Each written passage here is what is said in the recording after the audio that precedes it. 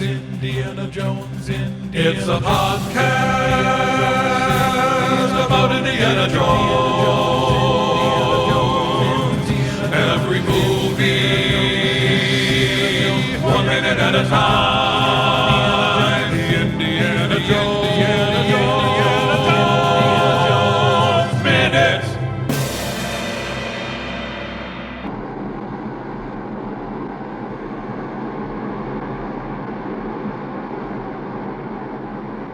Boo!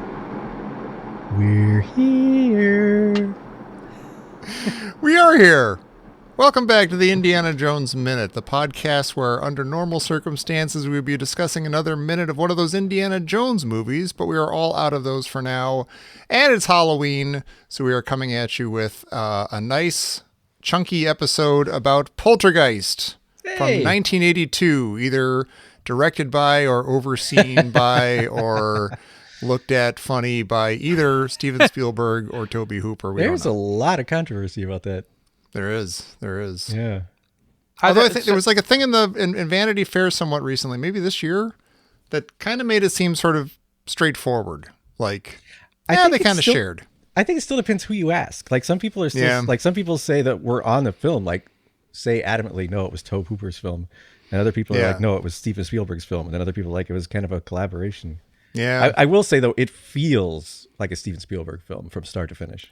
Oh, it definitely has a lot of Steven Spielberg stamps and feels to it. Well, are those guys cool, or were they kind of were they upset about who got what? I think they're mostly cool. I think Tobe Hooper always said, like, no, I directed the movie. You know, I was hired to direct the movie, and I directed the movie. And then I think mostly they were always cool about it, but I think Steven Spielberg once said something like, we both know who directed the movie, or something like that, like kind of very like pointed, like but and apparently Spielberg like did all the screen the storyboards and stuff, and was there on the set a lot. And the only reason he didn't direct it, I guess, is because he was still technically directing E.T., which came out like almost at the exact same time as this. They came out like 2 weeks apart.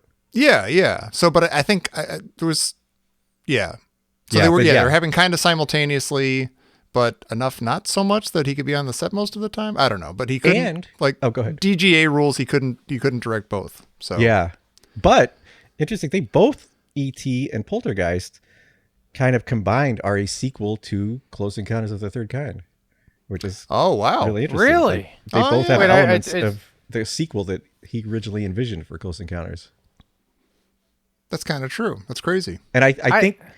Like he originally wanted to do one science fiction kind of ghost story that was going to be a sequel to Close Encounters, which I think was called Watch the Skies or Dark Skies. Mm-hmm. And I think, is it Tobe or Toby? Is it Toby? Is it pronounced Toby? I had to look it up finally because I've always never known, and it's Toby. Oh, okay. Because I think Spielberg asked him to direct it, and I think he wasn't super interested in the sci-fi element. So Spielberg ended up using some of the elements for E.T., and then some of the elements became this. Oh, weird. Okay. Crazy. We need a whole Winsler book about that with all the different versions and everything. Well, what do you, Pete, what type, if you're at Blockbuster, Tommy, you be quiet. I know how mad you get about this. Okay. Where do you find this movie? I think it has to be in horror.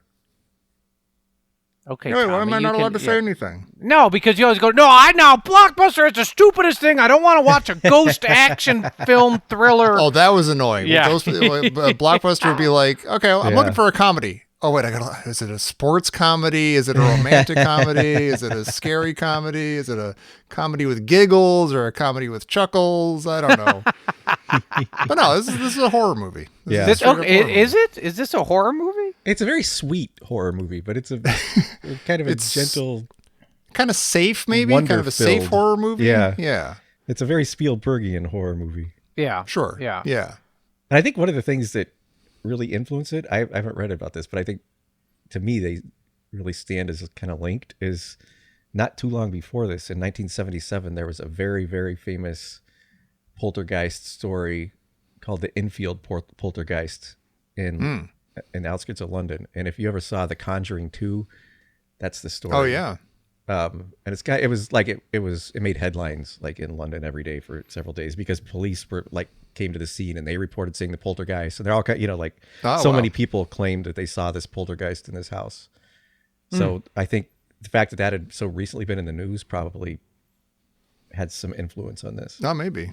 Did any of you guys know what a poltergeist was?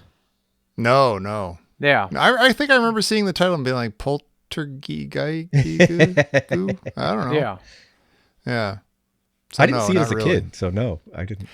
I didn't see it until it came out on video like a couple years later. But yeah, my sister and I were visiting our cousins, and like 2 sets of cousins were going to different movies. So we had the choice to see this with one set of cousins or Blade Runner with the other cousin. And I went to go see Blade Runner. My sister went to see Poltergeist, and we both ended up having nightmares. God, just what about a- different things. What a time for movies, though. I know. We should go down that list. It's been published so many times. And Paul Sullivan, please post the list of all the amazing movies that came out in 1982, because it is mind-boggling. Yeah. We were all alive for that. That happened in our lifetime. And then there's the famous poltergeist curse. Oh yeah, There's all these in quotes. there have been theories for almost since a year after this came out. I guess a few years after this came out, that the movie was cursed because 2 of the main actors in this movie, the girl that played Carol Ann and the girl that played Dana, both died within a couple of years of the filming of this, very young. Well, Dana Really? died like right after it came out, didn't she? Yeah, her boyfriend Like, just choked months her in the after. in the driveway of her house. What Yeah. happened? Her boyfriend killed her. And she was Oh like my 16, gosh. like she's super young, yeah. And then Yeah. Carol Ann, the little girl, she was having some health issues, and I think they misdiagnosed what she had. Yeah. And she ended up dying. Like she thought she had the flu, and then when she finally went to the hospital, they're like, "Oh no, you're dying," kind of thing. Yeesh. What the hell? I remember hearing that, but I didn't know if it was true. Oh, about Carol Ann? Yeah. Yeah. Yeah, And then it's like Dominique Dunn, Dana, is she's Griffin Dunn's sister and Dominic Dunn's daughter. And he was writing about the whole like I guess the guy who killed her got off with like wimpy manslaughter or something. And yeah, he covered that for Vanity Fair, and wow. yeah. Can you imagine Well-known covering that for your journalist. daughter? I know. God, Oh, man. crazy. Whoa, it says here, so this is Carol Ann. In early 1987, O'Rourke became illness with giardiasis, which she contracted from well water at her family's home in Big Bear Lake. She was subsequently diagnosed with having Crohn's disease. Boy, that would be tough. Yeesh. Yeah, she was prescribed cortisone injections to treat the disease during the filming of Poltergeist 3. Yeah, I think she died before that was released. Maybe is that right? Yeah, Ah, that's terrible. that I Yeah. did see in the theater, and I should not have. But there you go. Poltergeist 3? Yeah. Yeah. Is Eh, that a little bit? yeah, It's a little bit like kind of the. I don't. I may have seen that. I probably did. Was it? I feel like that would kind of run the Jaws, the old Jaws trajectory, where it's like there's a fish, there's a Yeah, shark right. that's chasing a family because the shark has a vendetta Yeah. against the family. Yeah. I actually think it was kind of like that. Yeah, I think little it was bit. too. Yeah. Yeah. Well, this It worked movie, once. I remember this movie. I don't know if I had it on video or if we rented it or if somebody had it, but I watched this movie many, many times. Oh yeah. Yeah. And it was a big part of, childhood. I mean, no one forgot the clown. No. Yeah, That was sick. that was one of the you don't hear it referenced as much these days, but Yeah. back then that Yeah. was just that was a great way to kick off a slumber party. Right. Yeah. Well, it's funny Yeah. because I didn't see it as a kid, but I felt like I knew a lot about it as a kid, and it also like even seeing it a little bit later in life, like as a young adult, it was like it felt like I had watched it as a kid because the nostalgia of so much of this movie just takes you right back to the early '80s. Yeah. I mean, it feels like it's happening right down the block from E.T. or something. Yeah. Like, literally. Oh, yeah. Like, It almost probably is, the yeah. same neighborhood. Yeah. One Yeah. over. So it is. It's Simi Valley. Yeah. Yeah. We had I the think- choice of going to that house, Jerry, when we were in town a bunch of years ago. We could have seen the Poltergeist house. We went and saw the E.T. house instead. And I think it's okay. I think we come did on the right back. I'd like to see the Poltergeist house. thing. No, It's like a tiny little thing. It's a tiny little right, it's a little nugget. cold spot in the lawn. Yeah. Little singularity in the middle of some this empty little lot. swimming pool in the backyard. Half-fed swimming pool. Right. Apparently, that sort of final shot at the Holiday Inn was filmed in Ontario, California. Oh, It was weird. it was in Orange County. Eh, No. they're the very best Holiday Inn. Yeah, they're like, no, this. I Photographic. sometimes wonder, this is the perfect one. You nailed it. It's about 90 miles from where we're filming everything else. Right. I think that first shot we get of the neighborhood was Agora Hills, which is also not too far from Oh, here. sure. No, not Okay. far from me at all. Yeah. Hey, you know how in like people make the dumb joke about Die Hard? They say that like Beethoven's Ode to Joy is really like the theme from Die Hard. Mm-hmm. Does anybody make the joke that the Star Spangled Banner is the theme from Poltergeist? Tom Taylor No. does. Yeah. Hey, I just did. Hey, I'm trying to make a joke. Good for Do you me. remember that? Like, I think it's an amazing intro. Like, it just starts with it plays the entire national anthem. Yeah. You guys remember that? Oh, yeah. I mean, like, there were 3 channels, and then when the channel was done for the night, it would play the national anthem. And then when TV came back on in the morning, they'd play the national anthem. That was just weird. I To remember describe that. that as so weird. Like, what do you mean it stopped? Wait, what? TV just stopped? What? What are you talking about? Like they No, I'm just telling didn't. you. There just wasn't. It was just fuzz from what 2 a.m. to was it 6 a.m. Something Something like like that. that. Yeah. And you had to honor The farm America each report time. comes Like, when it on. went off the air, and you had to honor America when it came back on the air. Yeah. It's like, God Did you bless actually America, stand up TV. and put your hand over your heart when the TV? I was probably going off the did air? as a little kid, yeah. And then we get a very, like, I love this scene where we get E-Buzz, the dog, running around the house grabbing snacks from everybody as the dad, Steve, is asleep in the chair in front of the TV. Yeah. As the- Oh yeah. the national Well, anthem. Just kind of get a tour of the family and the house, but Yeah. the dog It's eating brilliant. stuff. It's so well done. The Done. movie is really well done. Yeah. Yeah. Do you think And Jenny sleeps we with... should say there's a slight Indiana Jones connection here, that E-Buzz is named after a Dan Aykroyd character from SNL. Yeah. Yeah. So Make of that let what me you ask will. you, by starting the movie out with the television and ending it really with the television, are they saying that, you know, the demon in our lives, the demon in America is television? I'm sure people must have made that connection. Yeah. Yeah. Like, you know, now it would be the kid would get stuff through his phone or something. Or like TikTok, yeah. yeah. Yeah. Well, you know, what is the significance of the dog being the first character? And he's checking on everybody. And he like steals He's the potato sort of chips. checking on everybody. He's more grabbing food from everybody. Yeah. Right. It just yeah. happens to be near food. It's Yeah. near people. You know what? It kind of tells you that this family, they're spread out, right? The dad is downstairs, like he fell asleep in the lazy boy, and the mom's upstairs, and you know, the kids are all kind of drooling in their beds, and the dog's going around, and you're like, these people are very touchable. They're vulnerable. They're open to a problem, you know, that is about to enter their lives. This family to me has a little bit of a Porter vibe. Like Yeah. they have there's a little bit of chaos, but there's also like sort of a nice sense of fun and enjoyment of every moment of life. Like they're all sort of good natured and everybody's having fun, but it's a little bit. You know what? chaotic. I like how you spackled the ending of that, Peter. Right. In a good way. Yeah, no, really. Yeah, no. It's like, you know, you guys find poop in your living room, but it's fun. Yeah, it's a family poop. Yeah. You gather around the family poop. It's a beautiful thing.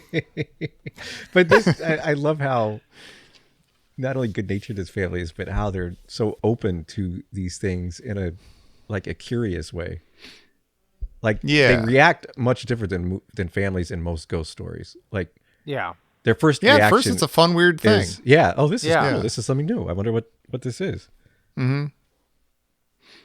But before we get to any of that, we cut to a dude riding his BMX bike, and sorry, Jerry, and some kids playing remote control cars and making him crash, which is Little great. bastards. Yeah. That is great. So, it's a foreshadowing of the chaos that's in there. I don't, you know, I would never, ever do that as a kid. Like that's a grown-ass man. Yeah. I He's don't got beer and underst- everything. Yeah, I don't understand how. Like, where are those kids getting away with that? Maybe they know that guy. He could be like the town goofball, and they know Yeah. that Mr. O'Hurley, he's not going to do anything. He's got his beer. He's got to get to the game on time. You know. I did something very similar as a kid, and I think I'm going to say this is very accurate. And it's just because kids are dumb.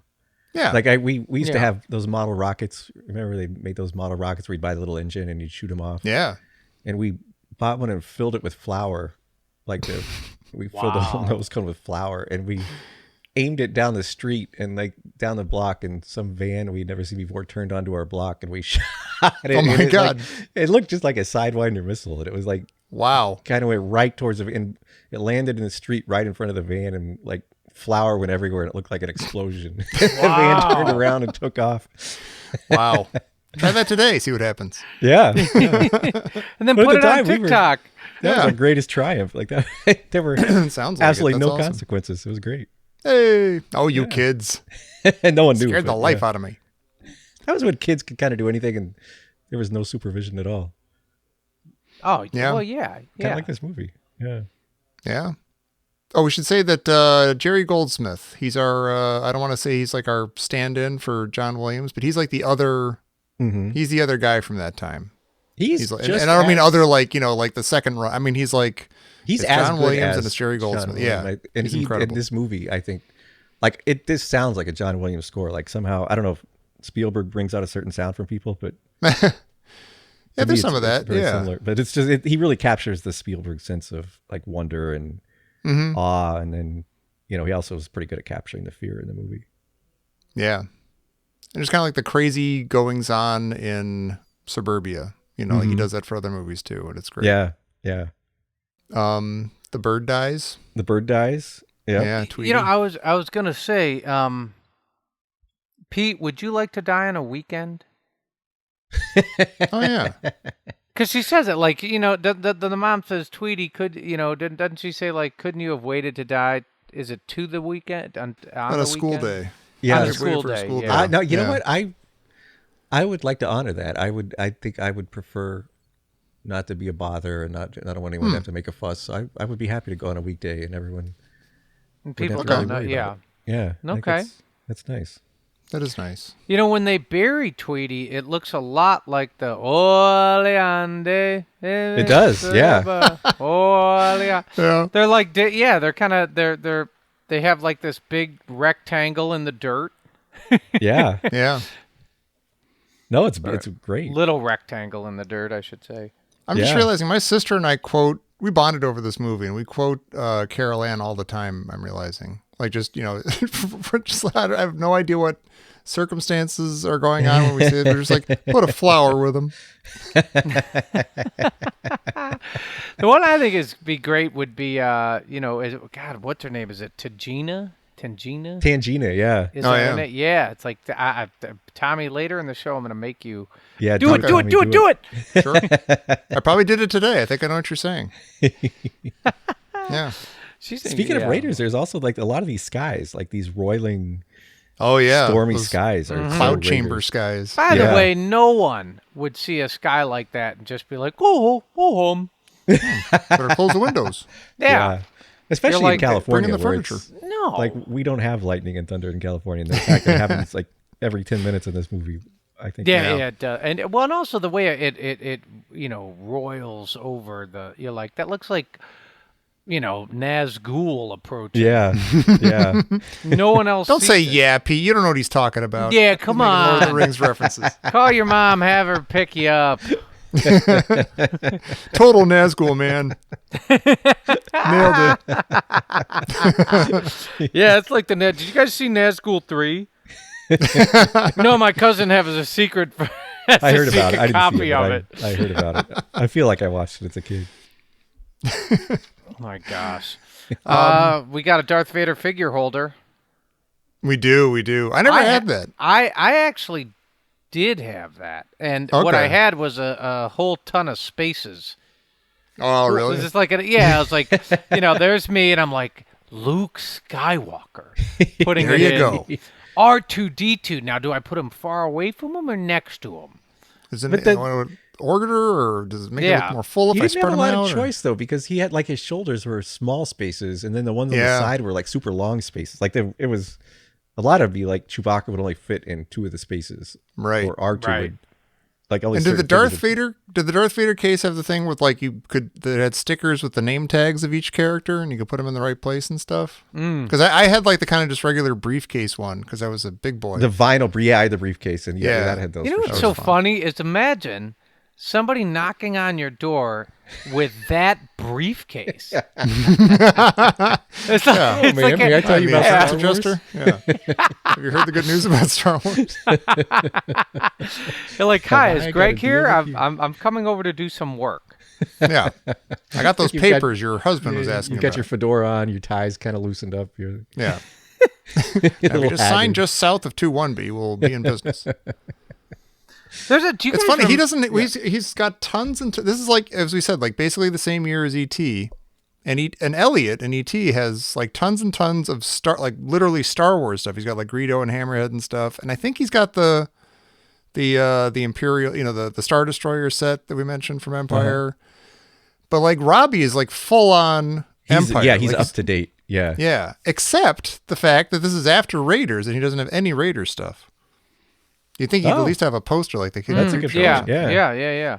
I had that Darth Vader poster though. Was that like a Scholastic? Me too. Was that a Scholastic book thing that you'd get at the Oh, book fair? brilliant. Oh, that's a great point, Pete. Because Yeah, I had the it's same not a size I had poster. the same one. Yeah, I don't think. You know- 'cause I don't remember buying a lot of real posters. You know what's Yeah. bizarre is why is he looking up? He's like, He looks like he's dancing. I love that. I've always loved that one. he's got like Yeah. he's got a Or he's really about to dance. strange. Yeah, he's doing know, like this pose, like his chest is pushed Yeah. out and his arms are Right. kind of behind him. And then those two lights behind him and the mist in the distance. And I'm like, is that supposed to be like Tatooine? Like with the twin suns? Or is that like an approaching TIE fighter? I don't know. But it works. It's working for me.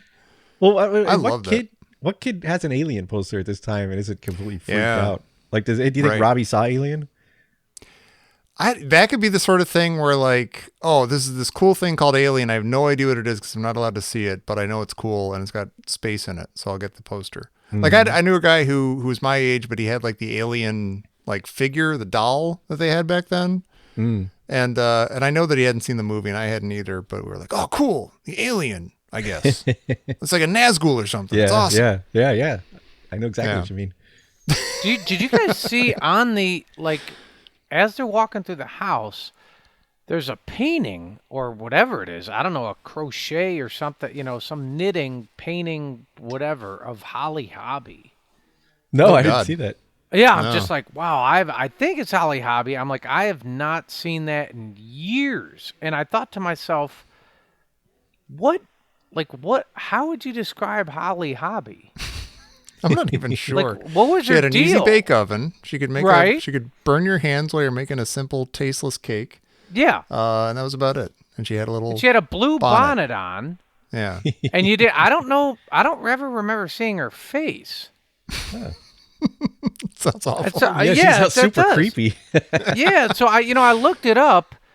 Denise Holly Hobby Ulinskas is an American writer, watercolorist, and illustrator. Holly Hobby is also the name of a fictional character she created. I Weird. was just like, yeah, I don't know. What was her deal? Like, what'd Okay, she it's a create? series The of fact she sits Holly alone in Hobby a is a shed series. somewhere? Exactly, like sniffing a dandelion. And then Holly on Hobby- Wednesday, she sat in a rocking chair. Right. Basically, you want to say like she lives in the cellar of Cracker Barrel. Yeah. It says Holly Yeah, they Hobby bring her is out once a year. a series of animated specials produced by Nickelodeon and American Greetings. Oh, that makes Oh, sense. boy. Yeah. Yeah, Comes out, it makes first a few appeared to racial star the slurs Holly and goes Hobby doll. All right. Anyway, I saw her everywhere, and I hadn't, like, as a kid, and then I haven't seen her in 35 years, and I saw the painting, and I was like, oh, yeah, what was all that? That was the thing. Oh, wait. Real quick, premise. Holly Hobby is a 10-year-old girl from a big city. She often visits her friends in a small country town called Clover. The specials featured themes like friendship, dreams, music, and aspirations. All right. No. Yeah. That got an O. Guys, stop. Hold up, guys. You're not gonna She believe went to this. Clover. Yes, he went to Clover. You know. From the city. Drew Barrymore auditioned for this. This scene makes me think of Drew Barrymore. Oh, really? And she didn't get it, but she did get E.T. because of this audition. There you Oh go. wow. Yeah. A lot of DNA shared between these movies. Carol Ann is pretty perfectly cast. Like, No, she is. Yeah. She's absolutely cute kids perfect. in movies can be hit Yeah. or miss, and she's really good. She's I like think not Robbie's even like really a bad good, too. actor. She's like Robbie's great. I Yeah. love Robbie. Watching this, I was like, oh my god, Yeah. all my notes are about Robbie. He's awesome. Yeah. I he's think fantastic. he is I think he has a mild anxiety disorder. Oh, do you blame him? My God. Why? What I don't about know, well- that you call mild? Well, nothing, Pete. Nothing. Yeah, compared to you, it's mild. All levels of anxiety True. are Yeah, totally fine. I guess I'd say like because everybody in the town is like, okay, so kids are riding their bikes and there's a storm coming in. You wonder how much of this is all just in his head. No one else comments on the storm. No one.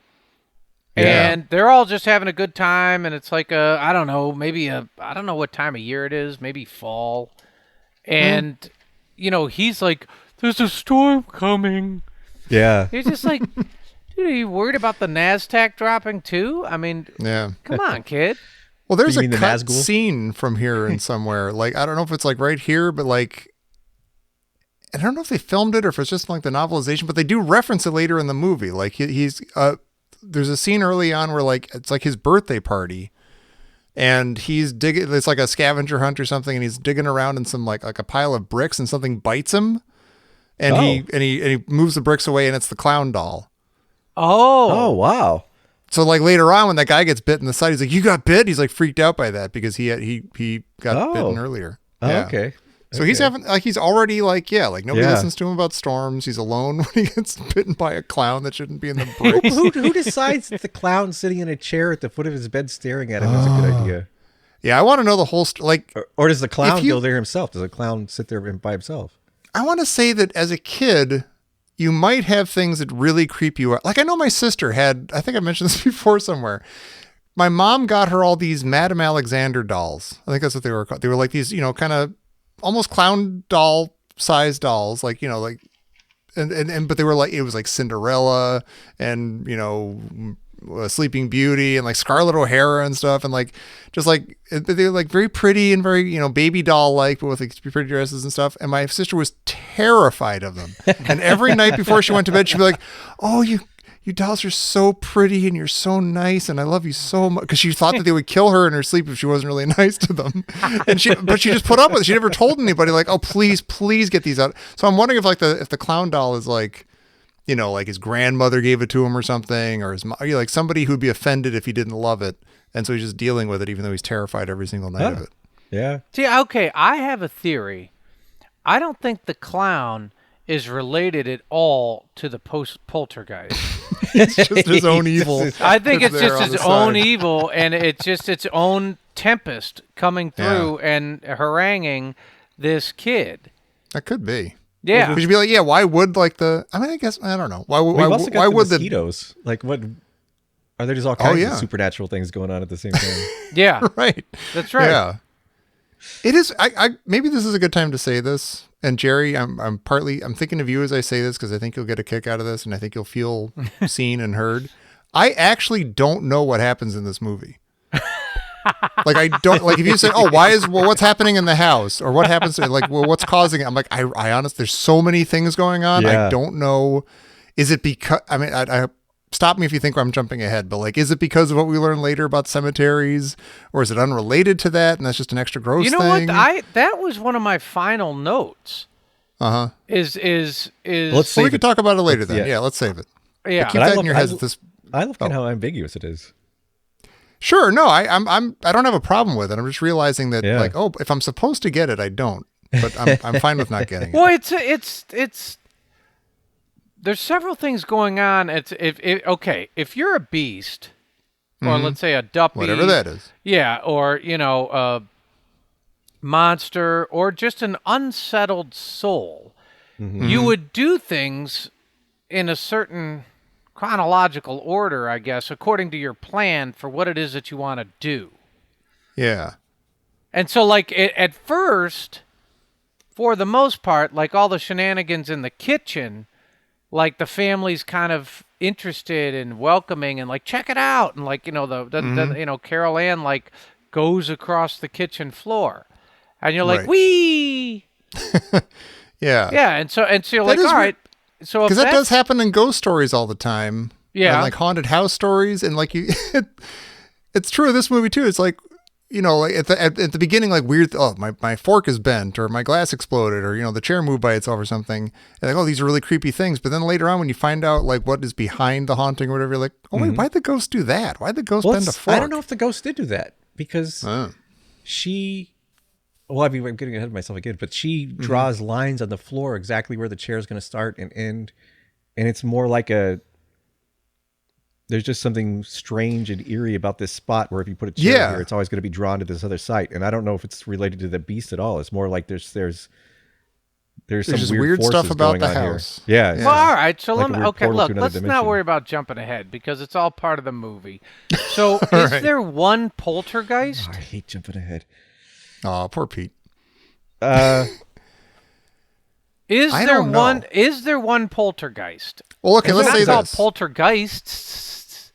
That's the true. And we should probably specify poltergeist is like in the literature, quote unquote. It's like it's from a German word meaning like a noisy, rumbly ghost, and they're generally known as like spirits in your house that'll throw stuff around or make a lot of noise or be very sort of disruptive. Yeah, but not necessarily harmful or evil or anything. Yeah, Yeah. Although I think they often are, but lots of like throwing plates and dishes and like a lot of the stories of poltergeists. Like the reason that people tend to be so skeptical of them is they often are things that little kids could do, like throw dishes around or like stack chairs when people aren't looking or that kind of stuff. But often the poltergeists act like kids. Mm-hmm. And they kind of get into that here. Like they talk about how Carol Ann sees like the beast as a kid. Yeah, yeah. As like and I love that. Yeah, like that Robbie's like, oh, so maybe those kids that were mean to me are dead. Like they died and they're upstairs. Right. Yeah. They're that sucks. Poor Robbie. He's having a hard time. Yeah, you know what? Did a young Pete Mummert have a sixth sense?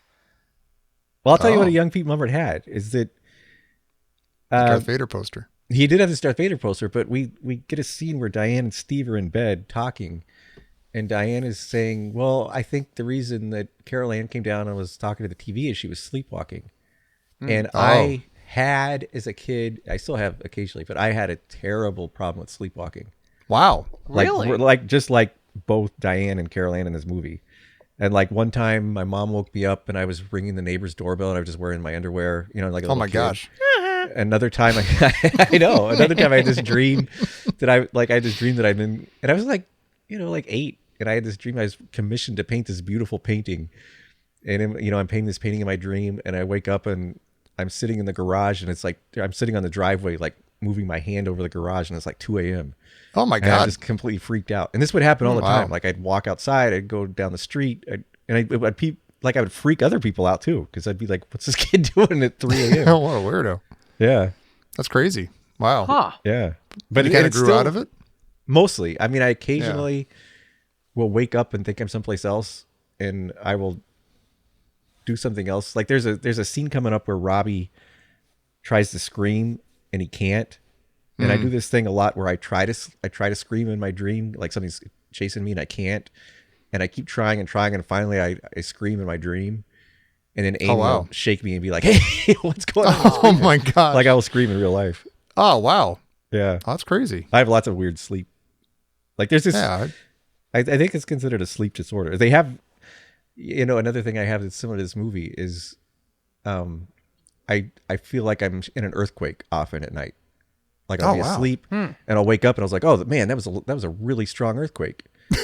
Oh my gosh! I'll immediately look at Twitter. I'll wake Amy up and she'll be like, "What are you talking about?" And I'll look on Twitter and no one's talking about. What's going on? Like, because I'll wake up and the bed's still shaking and the room's still shaking.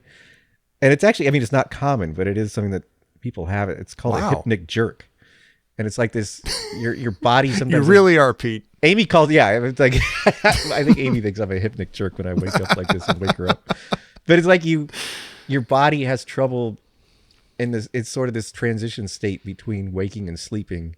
Wow. And your body isn't completely turned off like it normally. You have it completely shut down, and so when your sleeping mind, something is going on, your body is moving a little bit, or your mouth is moving a little bit, and so you sleep talk, or you sleep walk, or you sleep yell, or that kind of thing. Is that related to is the earthquake thing related to like the people? I do this all the time too. Like you're falling asleep, oh my god, you jerk because you just fell off a cliff or something. Yeah, that's a wow. it's because hypnagogic is like that state right when you're falling asleep, and you kind of see weird hallucinatory things and lights and different stuff, and like often like the other thing I have sometimes is you just feel like this super cold, creepy presence is in the room with you. Oh God!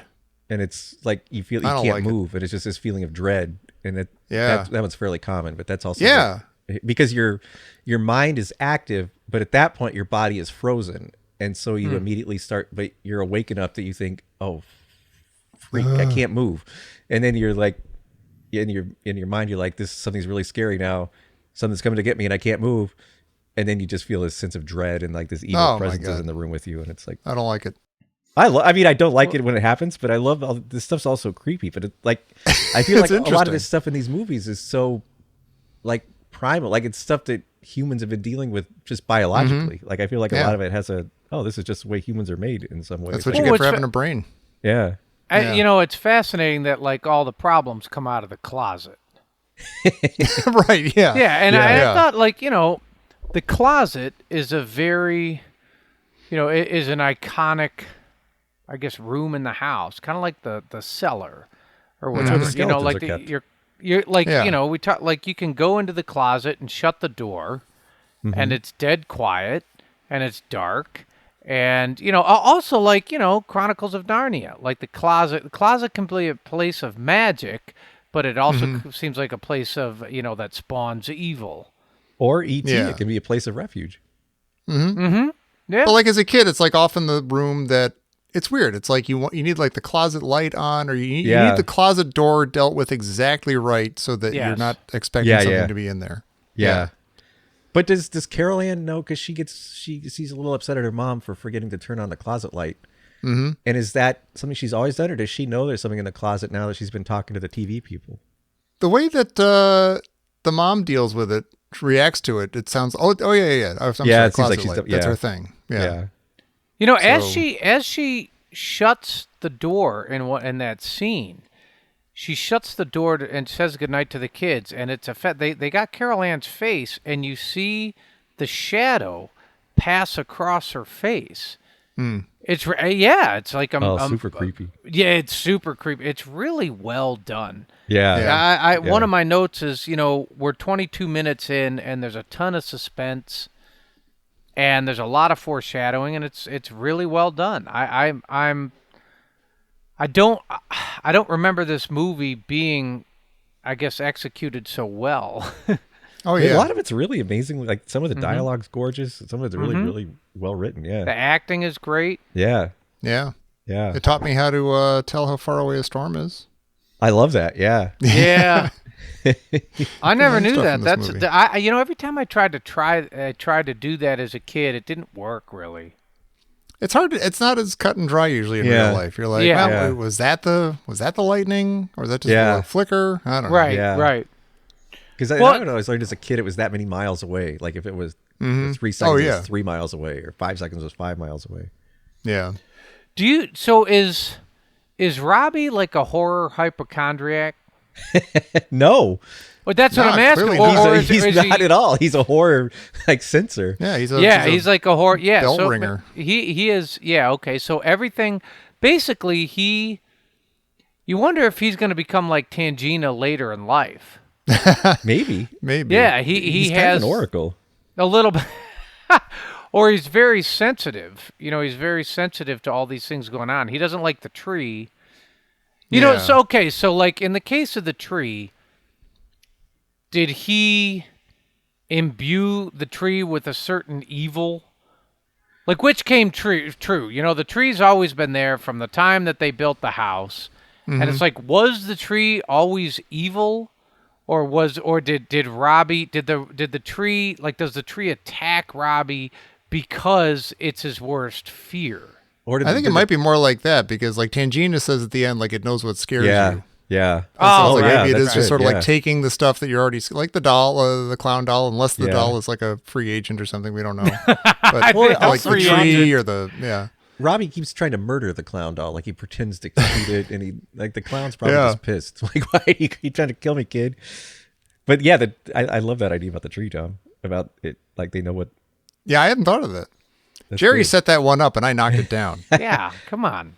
But I was a love how his twofer. dad says the most beautiful thing about the tree is he says, the reason we built the house here was because of the tree, because it's that old tree that'll protect us. And I love that he takes this Right. object of fear and tries to turn it into an object of strength, which is completely misguided. It doesn't work at all. Right, Robbie's like, I oh love the my idea. God, I'm more doomed than I thought I was. My dad totally believes in the tree. Yeah. It's hopeless. But what's interesting is that this family has I don't know, they're sort of primed for this sort of, I don't know, I don't know, I guess interference or this sort of disruption. Well, I think it's, Or poltergeist. it's the whole, I mean, I think part of it is both of the young kids. I feel like it's the same thing I mean, kind of both of the young kids and the mom. It's sort of like in Close Encounters. It's the people that are childlike in spirit are the ones that see things. Right. You know, it's like when she tells Steve later, he's like, remember when he used to be young and had an open mind? Right. Yeah. I feel like Yeah. it's the Spielberg thing. Like, if you're innocent in your heart and your mind, you'll see things that other people won't. Or you could be, I mean, it's okay. So let's take Elliot and Carol Ann. Same exact figure, just one is like, this creature from beyond that's healing, and the other is this creature from beyond that's going to, like, kill you and use you and sap you. Yeah. I love that it's two sides of the same coin, like at the same time by the same guy. Mm-hmm. It's super crazy. Yeah. Yeah. Same summer. Yeah, same 2 weeks apart. Crazy. Right. Well, Elliot, crazy. you look at Elliot and you're like, oh, he's kind of like, he needs a break. His dad, like, ran off, with the secretary and is in Mexico. And, he's kind of got a little bit of middle child syndrome. Maybe he's trying to figure out who he is. He needs it, but, he came to me. Yeah. And you're Yeah. like, all right. And then so you look at Carol Ann and I don't know, she's kind of. She's susceptible because she's super innocent. Yeah. Like Yeah. the beast or the polter, whatever it is, like, gets in with her on her good side right away. So she Yeah. trusts it. And so she doesn't then see like a tree and get scared of it. She's like, no, everything's cool. Like, yeah, there might be weird stuff going on, but it's all nice. And these are my pals. They're my TV people friends. She has sort of a, I don't know. At the beginning, she's remarkably calm about all of it. Yeah. She doesn't have any Yeah. time to get She freaked doesn't have out. any reason to, I think they're evil. It's like the TV She's people, too innocent. TV people. Like, she says they're here. Is it a warning or a welcoming? I think it's just She seems kind of an pleased about observation. I think it's just sort of like, oh, here they are. Yeah. Like, she's not surprised. She's not. It's just, oh, I guess this is something that happens. She does say they. Yeah, Yeah. I like that. Whatever that means. Yeah. Yeah. I got to ask though, I'm just thinking about it. Is this like, of all the Steven Spielberg families, is this like the most I was just gonna say that together, earlier. Yeah. healthy, And they're all their buttons done and completely everything? loving and supportive and kind. Like, Yeah. everything about this family is almost idyllic. There's Like, no it's marital amazing. strain. The kids aren't on pot or anything. I mean, the parents are on pot. But Wait. that's fine. They make, what's the oldest one? Is it Dana? Uh-huh. Yeah. Like, that's, I mean, it's way at the end. She goes, we're going to stay at the Holiday Inn. And she goes, oh, yeah, I know that one. Right. And she comes back with a hickey. Yeah, right. And she also Yeah. kind of Even like, that's normal. That's like she's a I mean, teenager. That's yeah. what's supposed to be going on. well, But I your mean, There's like parents no like missing dad. There's no divorce. There's Right. And no the parents aren't like, I'm gonna leaving kick. or- Like, they're not mean. They're not mean to her, and they're like, they yeah, laugh because they're like, oh, they kind of she's a laugh kid. when like she flips off the Yeah. those terrible construction. Oh, that's so pool horrible. Like, builders. you Oh couldn't- my you god. couldn't do that today. Yeah. But she Yeah. totally deals with them, which is kind of Yeah. awesome. Right. And the mom just like cracks up. She's like, ah. Yeah. And like the dad later, when he's like, when Tangina's like, yell at her, and he's like, I could never yell at my daughter. Like, I'd never yell at. She knows I Right. would Yeah. yell. Never hit them. Yeah. Yeah. It is weird. Like, The mom's it's like, nice. oh, I'm glad. Those pool diggers, they just want to have sex with my 16-year-old. I mean, Yeah, who that's wouldn't? super- But she told him where Yeah. to go. Well, The worst part is when he Guys. drinks the coffee right through the window. He's like sticking his, like, dude takes the Yeah. spaghetti sauce, whatever, That's and eats it off the spoon disgusting. and puts Yeah, it back. That's Come on, disgusting. Pluto. Yeah.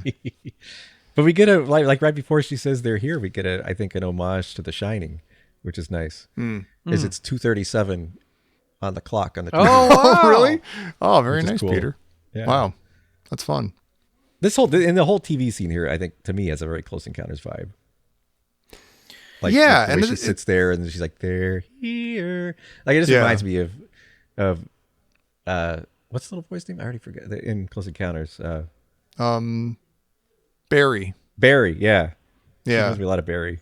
And speaking of Barry, this is the point I wanted to make about this movie. If you're writing a movie and you know that over the course of the movie or TV show or whatever it is, someone's name is going to be yelled out repeatedly, do you sit there and like, okay, do you just try out like, okay, are people going to pull their ears out of their heads when they hear Carol Ann over and over again, or is that a good name to yell? Does Right, it sound right. right? Is it pleasing to the ear? Is it somehow that's a good effective? Is there?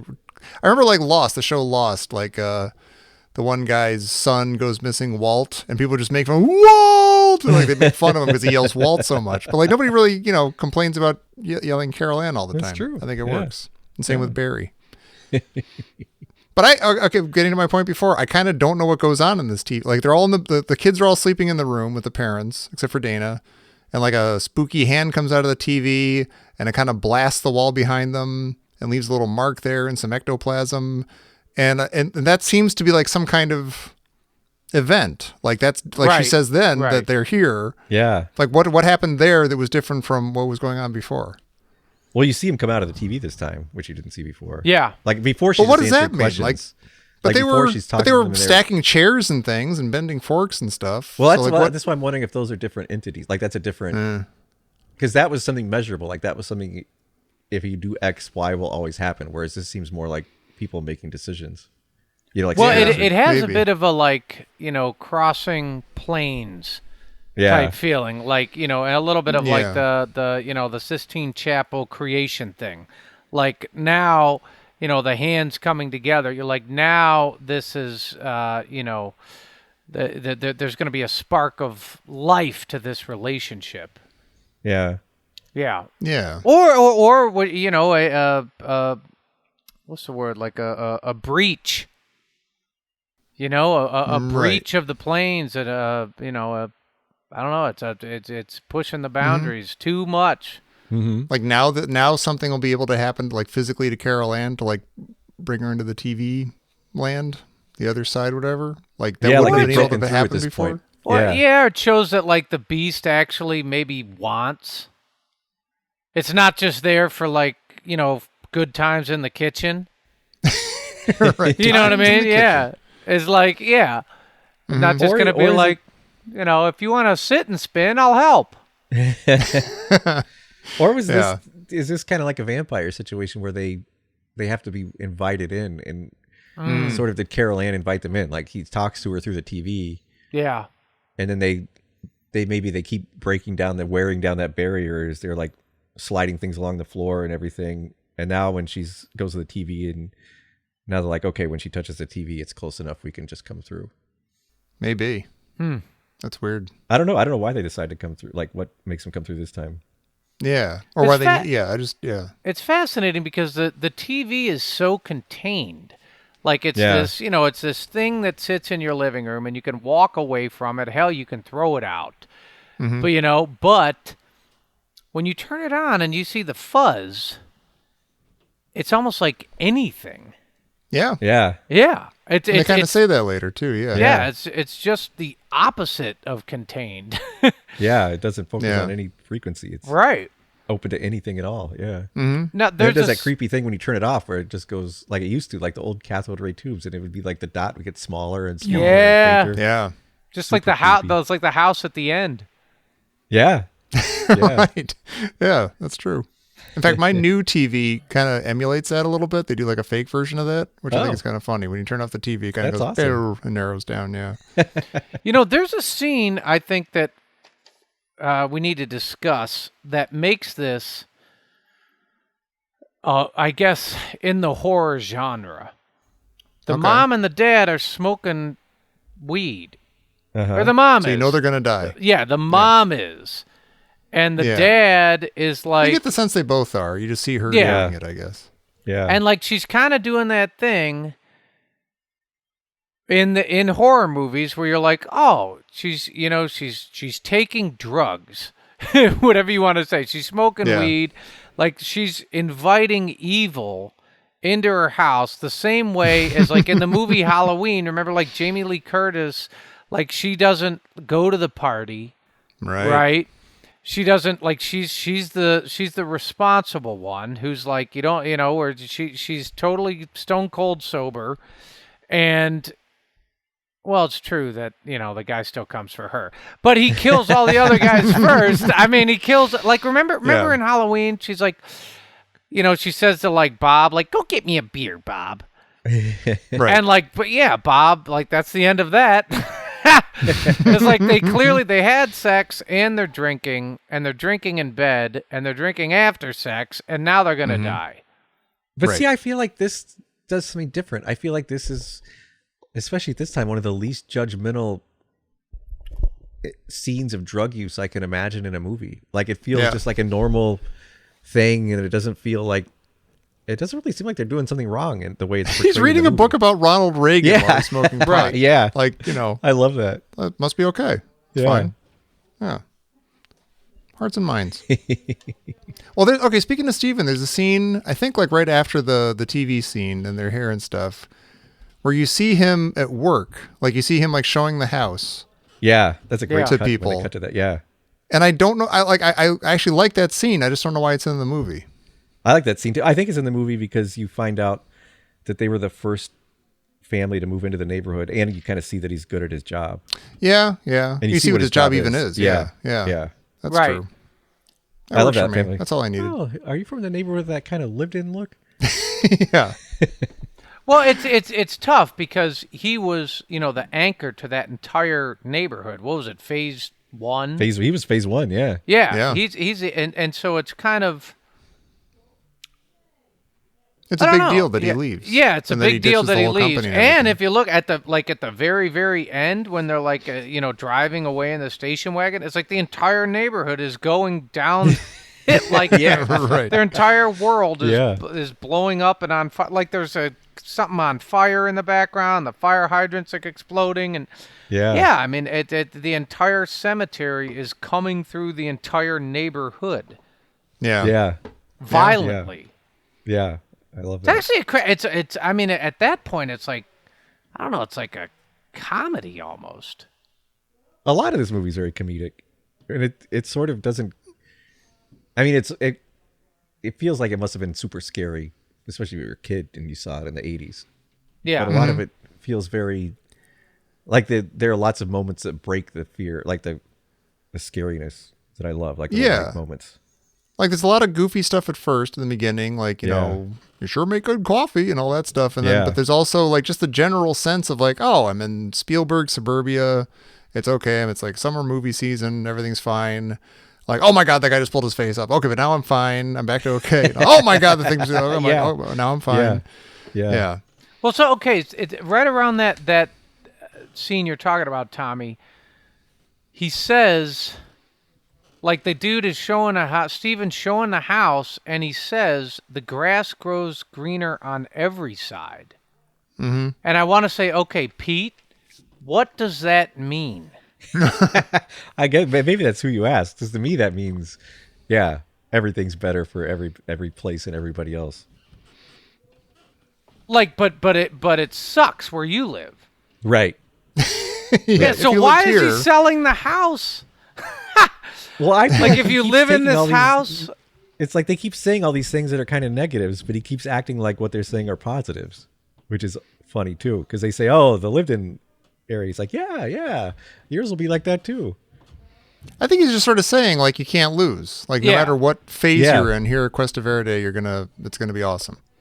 Yeah, but I mean, it's they're funny, standing like, in an identical kitchen to his kitchen. Yeah. So it's like, yeah. that'll eventually have chairs stacked on it or something. Yeah. Gene Shalit on the TV. Oh, we got a Wilhelm on that TV, by the way. Did you hear that? Yeah, I did. Yeah. That's incredible.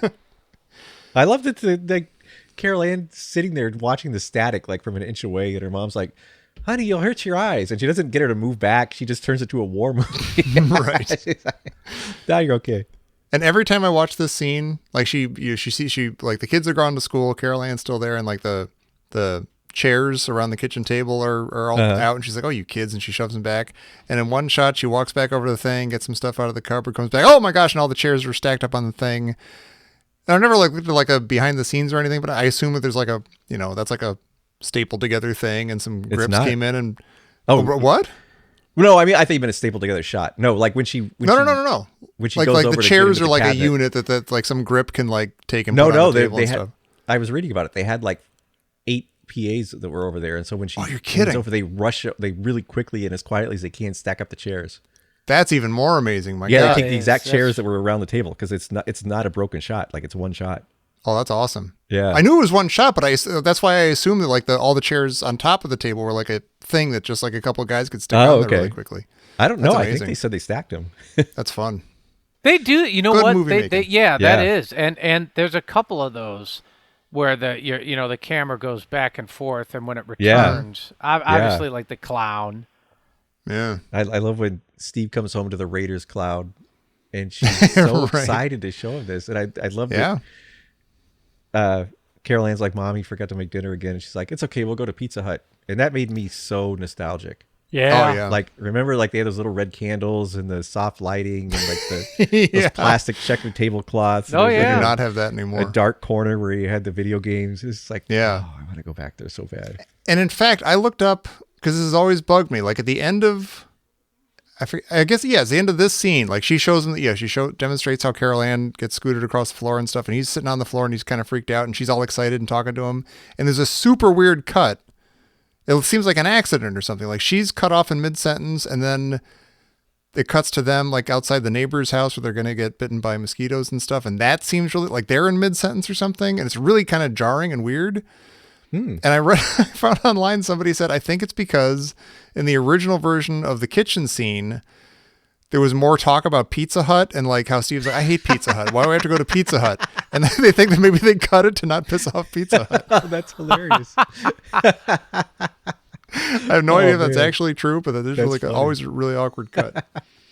I love her, like her attitude here, where when she shows him that, it's not fear; she's jumping up and down with excitement. That jump she does is great. Yeah. She's so excited. And she's like, there's this theme, like it's like a Close Encounters theme, where the innocent people are like, "Hey, this is something we don't understand, but I'm out of my but it's depth. great. Yeah, Let's try not to get learn about divorced. it. It's gonna be good. Yeah. I love when she goes next to they go visit the neighbor, and Yeah. the neighbor says, "Mosquitoes ever suck on you, son?" It's just I don't know, Dad. I don't know, Dad. He doesn't know. Yeah. What kind of neighbor is that? I mean, is that your everyman neighbor? Yeah. I don't know. He's like the everyman jerk neighbor. What's Yeah. he doing in Quest of Verde? Yeah. Is he the guy with How'd the he get in? that made it into Town and Country magazine with the slide Oh, wow. from the hot tub into the pool? I doubt it. I doubt. I'm going to say that he doesn't wonder. have the imagination for that. But he definitely does seem to live like however he pleases. My kids want to watch Mr. Rogers. Yeah. You know what? That I thing like I that always. kid's watching Mr. Rogers. I don't know, Dad. Yeah, and then they're putting calamine lotion all over themselves because they got bit by mosquitoes. Yeah, I don't get that. And I everything goes didn't crazy. put Calamine that lotion. together. Oh, what? So what? Are they? I don't know. got Are they bit by just they're mosquitoes. like covered in applesauce or something? It's just why are they? And Pete, you mentioned this. Like, there's a lot of supernatural shenanigans going on. I never really was aware that the mosquitoes were supposed to be like Well, I don't know if they are mosquitoes. It might be like flies, like a clown Lord of the bites Flies. I thought or it was no, a- just like something's grabbing at them from another dimension. Like they may not actually be mosquito bites. Maybe it's just like Oh. because like Tom, you were saying the clown bites Robbie, and then he says, "Oh, you got bit too," and like Right. You know, they're getting bitten by something, but maybe it's not actually mosquitoes. Oh, creepy. Because it's not bothering anyone else. Yeah, the guy doesn't even know what they're talking about. Yeah. Yeah. I love how giddy they are. It's like they've been smoking weed, and then they go over there. Yeah. They probably have been, yeah. If you're smoking weed back in 1982, it was a big deal. I don't know. Was it? I guess if you were a teenager, it was. Yeah. It was frowned on. I knew not a and you were a bad single kid. no adults that I ever knew ever. Well, you didn't know. Smoke. You didn't Yeah, know, it's true. Joe. I didn't you know, didn't but know it wasn't that, even yeah. like I never even smelled that until I went to a Rush concert. Like I mean, Yeah. that just wasn't a. I don't know. I it was just like, think, considering how big it was in the 60s and early 70s, Yeah. it would be hard to imagine that it wasn't still. that's a good point. Yeah. Well, I do live in California. It does seem like a kind of specific thing to show them doing. Yeah. Like is. it almost seems like it has to mean something. I or to think it's make a part of the point or the something. horror thing a little bit, where it's like, they're up to no good. They seem like perfect people who nothing Yeah. bad should happen Yeah. to, but They're gonna smoke have the to lie devil's about. jazz cigarettes. They're gonna lie about that to their pastor. Right. How long has it been since their last confession? The sequence where Robbie gets pulled in by the tree is probably my favorite part of the movie. Just the structure of it. The time he's like counting down. He's like 1,000, 2, 1,000. You can he's already doomed. He's like, that was shorter than the last one. 1,000, 2, 1,000, and then it finally just like goes berserk. And his scream when the tree finally reaches for him is great. Yeah. I don't know what happened to that kid, but he's great. I know he's in Airplane 2, but that's all I remember him from. Oh my gosh, he is I an hope he's having a airplane good life. too. Yeah. You know, let me ask you: if a tree eats you, do you come out of the roots? It's photosynthesis, Jerry. Right? Because that's like the tree is opening its mouth. Yeah. Yeah. Like yeah. when he's actually up there, like the tree has a mouth. Yeah. I guess And it's sort of like a Venus flytrap will actually grab a fly and somehow Yeah. take that into its body and dissolve it and stuff. So it's probably something like that. But Robbie will probably just dissolve inside the tree and eventually become part of the tree. Or is And the then tree part just of the tree. a portal to something else? Like, is Oh, someone controlling the tree? Like did the tree always have a mouth there? Yeah. Right, kind of like I mean, the those. tree know. looks like the Rancor, kind of. A little bit. Yeah, is it an ent? I don't think so. I think it's more like those the Wizard of Oz trees. The He looks more like he's got that big, like permanently sad mouth. You know, like, hey, what are you doing? Yeah. Why don't you have any Raider stuff in your room? It's 1982. Come here. You know, I like Carol Ann gets buried alive under all the toys, and it's just Yeah. fantastic. Editorial on consumerism. Oh, I like that. That's Yeah. right. We're losing our children to their Yes. things. All the Yeah. toys. I think There's that shot of Robbie when he realizes that something's up with the TV and he's hearing Carol Ann from the TV, and there's a silhouette of him and his mom in profile, and his front teeth are Oh, just yeah. like their own singular unit of his face, Yeah. like unrelated to anything else, and it's kind of amazing. Yeah, I know. Really? I know. I saw that. Well, so the beast goes after both of them. Does it have the tree? I would. Go ahead. I was wondering, is the tree like a ruse? Is it a red herring? Like, is it Yeah. trying to use. I the kind of tree- think it is. Yeah. Yeah, to distract everybody. Because everybody's freaked out about that, and everybody's trying to save Robbie. And Yeah. then meanwhile, Carol Ann gets sucked away. Or is Yeah. the tree part of the clown posse?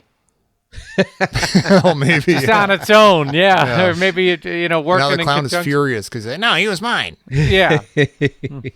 Funhouse. Funhouse. You can have it We were back. pals.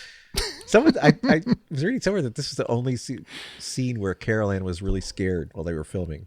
Oh, She really? was having to hold on to the Oh, thing like that, and he's like Spielberg apparently like gave her a hug, and he's like, "Don't worry, we'll never do that again." aw. He's moviedom's grandpa. What a nice man. Yeah. Then what happens? Then we I show up forget. at the university. Oh yeah. And I love this. I love that their answer to this is like science. Oh, science, yeah. Yeah. And we love oh, go ahead. Oh, I love these people. Like they're curious, and like Dr. Lesh is just so like kind. Like she just really wants to help these people. It's not like, I don't know. Almost everybody in this movie is kind. I really love that. It's kind of true. That's really amazing. They're nice and Beatrice Straight, the actress, she reminds me a little bit of your mom, Jerry. Like she looks a little bit like your mom. Yeah. And she, we love her because she won an Oscar for Best Supporting Actress for basically being in one scene in Network. She's got like one like tirade in Network, and it got her an Oscar. Yeah, it was great. Huh. That was filmed in UC Irvine. Oh, that university stuff? Yeah, university scene. Okay. I think that's a library. Oh, cool. And Marty, who looks just like Martin Short, but he's not, but his name's Marty. I forget his real name, but he was Steven Spielberg's assistant on Raiders. He was like there on the set on Raiders, and like it was the one getting him like SpaghettiOs and stuff, and then he got to be in this movie. That's cool. Do you know he got first billing? Wait, who did what? Marty. What do you mean? He got first billing? I think like when the movie ends. Oh, it might be. Yeah, I wonder if it's one of those like he's the next person who he didn't name at the beginning of the movie or something. Okay. But even that's a little weird because the other guy, what's the other guy's name? Ryan, isn't it? Ryan? Yeah. He seems to have more going on than Marty, but I don't know. And I got to say, they have, it's 1982. They've got a black guy in the movie, and they don't at any point do they do any kind of like, damn, or like any like just kind of like stupid shorthand that happens every time in like the 80s and 70s and stuff. Like they don't like, he's not that guy. He's just like a guy who's there. He's a professional, and he's a character. He's a person. He's one of my favorite people in the movie. He's really good. He's curious. He's calm. He's there to figure stuff out. Yeah, it's awesome. That's nice. I like it. Yeah, I like it too. And do we? I was watching this with Jody, and I never picked up on this. But he's even the ages and the details of his family and stuff. And she goes, "Wait a minute, was Jo Beth Williams 16 when she gave birth to their oldest daughter?" That's exactly what because the mom is 32, and Dana is 16. So right. I love though that sheds all new light on when Dana's like, "Oh yeah, I know that Holiday Inn," because Dana's 16. Right. That's where you go when you're 16. Yeah. That's what happens. And I thought about that. So, okay, so if this is 82 and that like she's 31, like I was like, all right, so that means she had sex in like 1968 or something like, 1967. Yeah. So she would have been like she finished like she was like a junior in high school and got pregnant. Yeesh. And then married the guy and had a beautiful family and a nice life. And everybody had a great life. And he's the very... So what we're trying to say is break down these age barriers, people. There's a lot of unnecessary stigma about it. Yeah. So wait, I missed how old Steven is. Like, how much of a creep is he? I can't tell. He's like 56. God. No, I'm kidding. I don't know. I know. They kind of... it's that I want weird him to be thing. like maybe 18 when she was 16. I don't know, but who knows? Yeah, I hope this. So isn't I think situation. so he's maybe supposed to be like 38 or something, or 37 or something. But for some reason when you watch the movie, you think he's like 55. Oh, I don't know. I Or think like 4. All right, maybe. I never like thought of any 40. weird age difference between them until I heard that. Yeah, I didn't think of her as being young until you mentioned that age. I didn't pay attention to those age things during that scene. Yeah. Oh. That's crazy. Yeah. It all means something. That's why they're smoking the pot. That's how they met, crazy hippies. Their strange ways. I feel like Dr. Lesh is based on the lady from The Conjuring 2, Lorraine Warren, who would like the ghost hunter. Oh, yeah.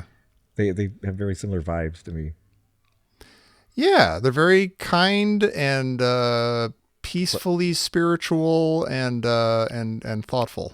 Yeah, and they really want answers. Like they want to help. Yeah. They don't just want to answers for their own benefit. Like they want the answers to help the people. Mm-hmm. It's nice. Yeah. It's a nice thing. She does say something that I don't know if is true. She says poltergeists are usually associated with an individual, while hauntings are usually associated with an area or a house. Hmm. I thought that was interesting. Yeah. Well, I think they're setting up, I guess, that that ending scene on why all this nonsense happened. Why? Because it's associated with an area and a house. You know what? We're going to go jump right to the end then. I think it's kind of strange. It's not like the entire thing is because the land developer was a bad guy and he cut corners. But there's another thing we learn later on that I think is vitally important that you're missing. What's that? All right. That means we can't jump ahead yet. Yeah. Well, I'll jump ahead anyway. Okay. Carol Ann was born in the house. Oh, yeah. Oh. So Carol Ann is part of the house, so it could be tied to her.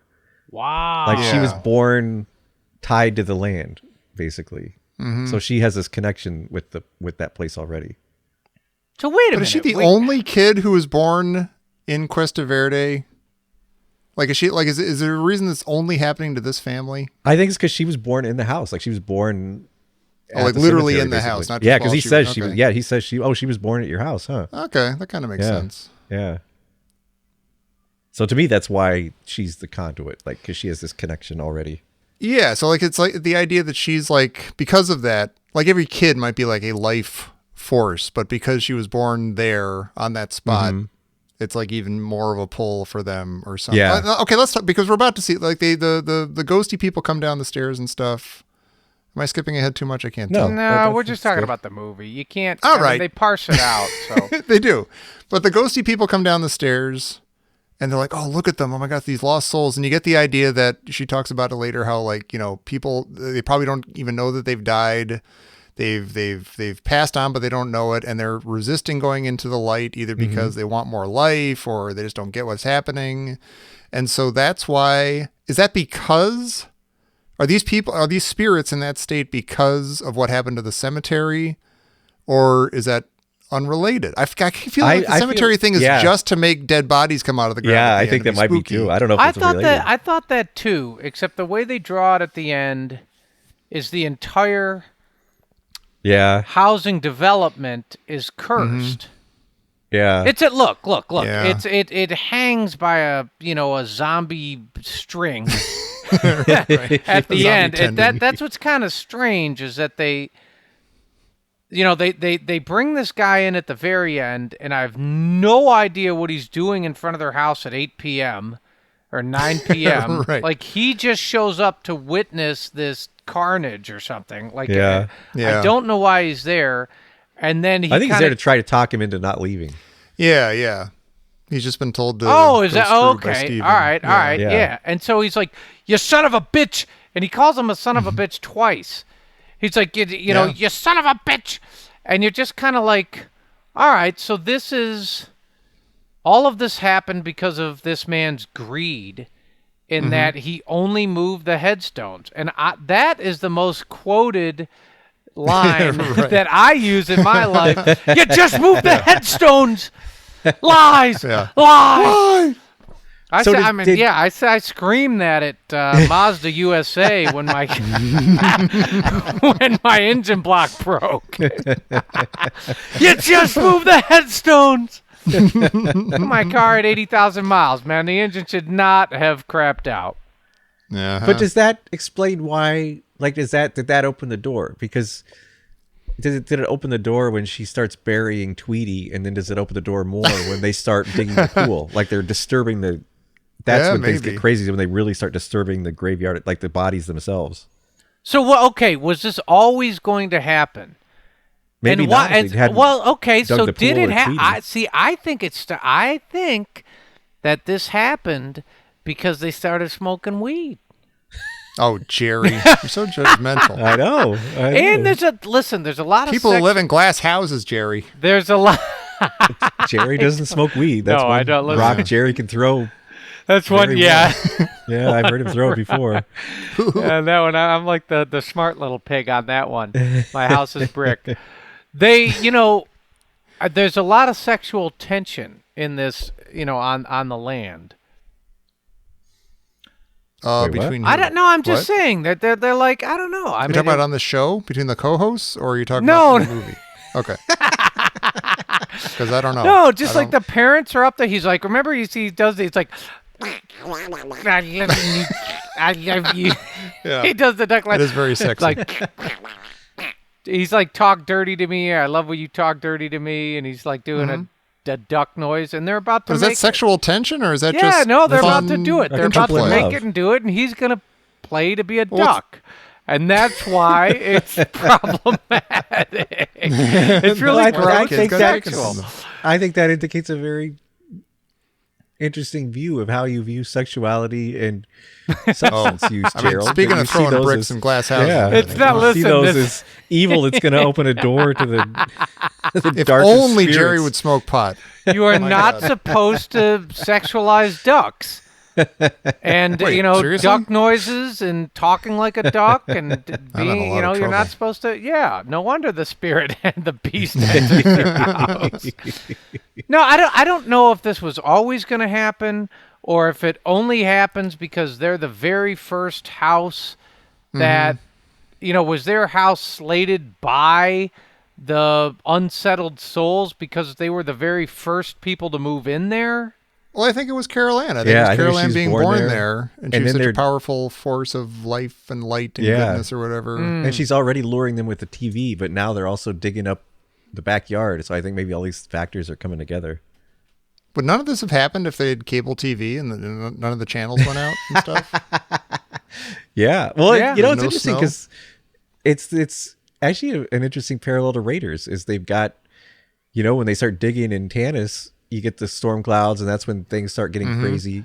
And when they start digging here, it's storm clouds like Tanis and everything starts getting crazy. Yeah, that's true. I love when Carol Ann comes down the stairs and Diane says, I could feel her run through me.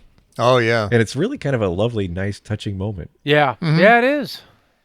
And then Yeah. Dr. Lech, some of the writing is beautiful in this. Like Dr. Yeah. Lech has a great little thing here where she says, it's all the things we don't understand. I feel like the proto-human coming out of the forest primeval and seeing the moon for the first time and throwing rocks at it. Yeah. I'm like, that's amazing. That's It great. is. That is really Why nice. does she go that deep? I think that's just who she is as a person. Like, Yeah. It's That's how she sees it's the world. interesting that they bring that in. Like that's a very heavy concept for I don't know, a light horror movie? I don't know. It's kind of a, cavemen shaking their fists at the thing, not getting stuff, it's all- being I think- scared I of think fire. it's- It's kind of simple. I think it's also Spielberg. He still has this feeling of there is something wondrous out there if you just open your mind to it. Mm-hmm.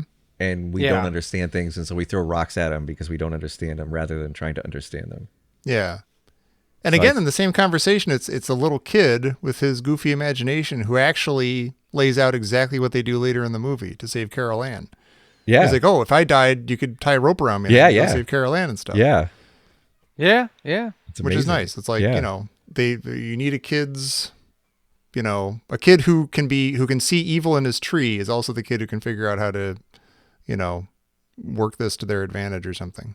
Yeah, and this is when we find out that there are people that have died, and they're supposed to go into this bright light, and Yeah. that's when they go into the bright light. That's where all the answers are to the questions you ever wanted to know. And she says, when you go into the bright light, you become part of it forever, and that's a good thing. But some of these people are still holding on so tightly to life, where they don't know they're dead, and so they haven't gotten into that white light yet. And so that's when Yeah. we learned about that, and that this part I don't quite understand. Is it sounds like it's Carol Ann's job to lead them to the bright light, but it's the monster's Yeah. job to keep her. I don't understand it's- quite. I don't what's know going if on it's, I don't know who actually, the way it's explained later, it sort of sounds like what they call the beast is the one who took her and brought her over. But why But did he take her over? I don't know why. And I don't know if she is able to guide them to the light and the beast doesn't want that to happen. It sounds like he's like, sort of selfishly Oh, that's true. Yeah, he's keeping guarding her away from them. Yeah. But then why bring her over there at all? Like why? Unless he just wanted to Maybe he taunt wants them to with it come or over to this something, or- side. Maybe he's trying to use her to come over to this side. Oh, maybe. I mean, do I you don't think know. the Beast is just like one of this, like somebody who died, like old Mr. Henderson who died, and he's like bitter and angry and furious that he died, and See, that's what's he's a kind crank of in real life, they and kinda he's felt a like crank that. as a ghost. they I kind kinda of felt- they ride that one a little bit confusing, like.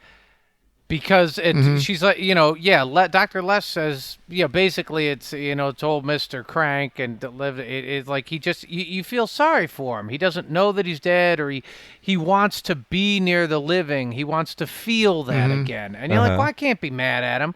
But then all of a sudden he's like, and you're like, huh.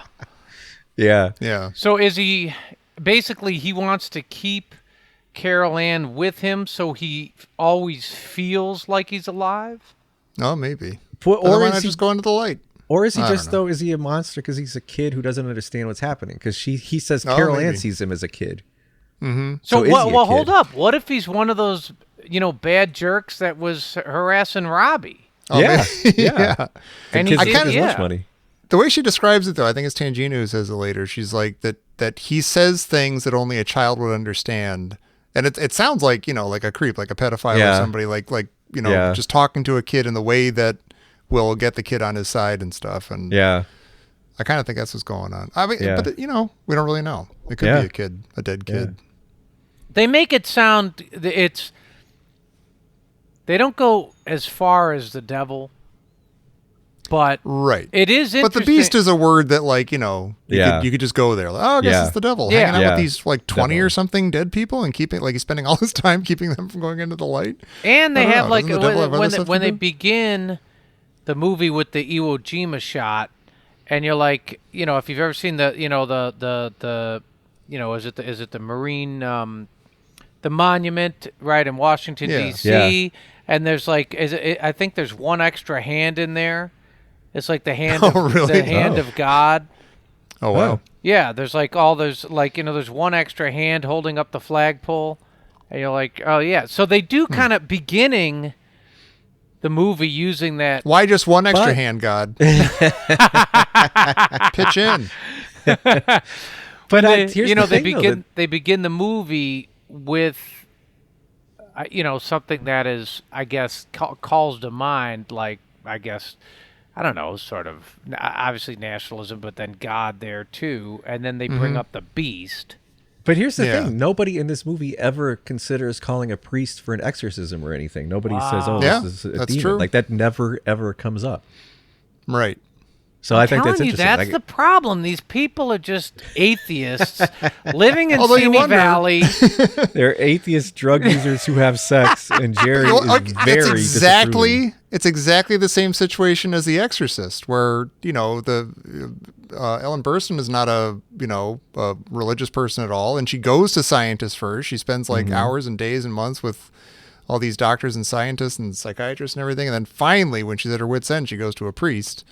But so yeah, maybe if Dr. Leshy just totally failed and it just didn't work out. I mean, they do go to a psychic. They go to it's not a religious, although Tangina herself sounds like she's pretty religious. And, she talks about like her identity as a Christian or something but, so it's like, I don't know. I'm just saying, like, if all of this had failed, maybe they'd be like, okay, I got to look up church in the yellow pages because we're so disconnected from anything spiritual. I don't even know where to find a church, but we need one. I have this note. I remember watching this movie with like my sister's friends once, and like there's Ryan's got like the little graphy things, little needle on the paper and stuff, and it starts going berserk as soon as like the lights are about to come down the stairs, and if it's going so berserk that it's making like a thick blue line on the paper, and my sister, and this is like everybody's in like grade school or something or middle school. And my sister's friend is like, oh, so the thicker the line, the more ghosts there are. Okay. I'm like, I can't tell you exactly what the needle is doing, but I know it's not that. Yeah. No. It's Maybe she was onto something. supernatural, like electricity or whatever. We got 3 inches of ghosts in here. This isn't Yeah, off the charts. science. Yeah, the whole thing is it's off the charts. Okay, so this whole thing is a common fix. What if they just all, like, if the family just left the home Then would the poltergeist, the poltergeist just get bored? Yeah, but they still have Carol Ann. They didn't know her that well. I'm just Spent the saying. least time with her out of the three Okay. kids. So before they take Carol Ann, if nothing bad had happened before they took Carol Ann. Yeah, it was just a fun sliding across the kitchen floor. Well, yeah. It was just interesting. Then they were excited about it. It was something they couldn't explain.